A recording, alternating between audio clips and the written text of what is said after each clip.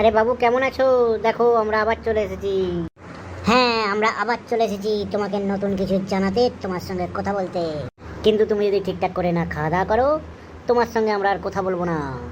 হ্যাঁ, তাড়াতাড়ি খেয়ে নাও, আর খেতে খেতে আমাদের কথা শোনো। জানিস বলা, কালকে আমার ভাইও ঠিক এইরকমই খেতে চাইছিল না, একদম খেতে চাইছিল না।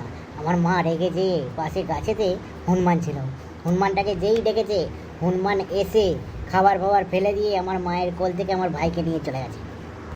হ্যাঁ, সে কি রে? তারপরে কি হলো? সে ভাইকে নিয়ে গাছে উঠে পড়েছে হনুমান, কিছুতেই আর ছাড়তে চায়নি।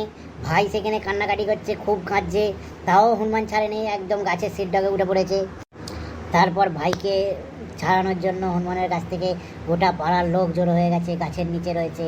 এবার হনুমান তো কিছুতেই ভাইকে ছাড়ছে না, ভাই কাঁদছে, আর হনুমান এক গাছ থেকে আর এক গাছে, এক ডাল থেকে আর এক ডালে লাফ মারছে। তারপর শেষকালে কি হলো শেষ পর্যন্ত? তারপর কি ঝামেলা, হনুমান কিছুতেই তাকে ছাড়বে না। আমার ভাইকে নিয়ে এক গাছ থেকে আর এক গাছে লাফ মেরে মেরে আমাদের পাড়া থেকে পাশের পাড়ায় নিয়ে চলে গেছে। সেইখানে যে গাছে গাছে ঘুরছে আর কান্নাকাটি, দু জায়গায় ভাইয়ের লেগেও গেছিলো বলে সেই দুপুরবেলা অনেকক্ষণ পর একজনদের ঘরের ছাদে তাকে নাপিয়ে দিয়ে গেল। তাহলে হনুমানগুলো ঠিক জানে যে খাওয়া দাওয়া না করে তাকেই ধরে নিয়ে পালিয়ে যায়।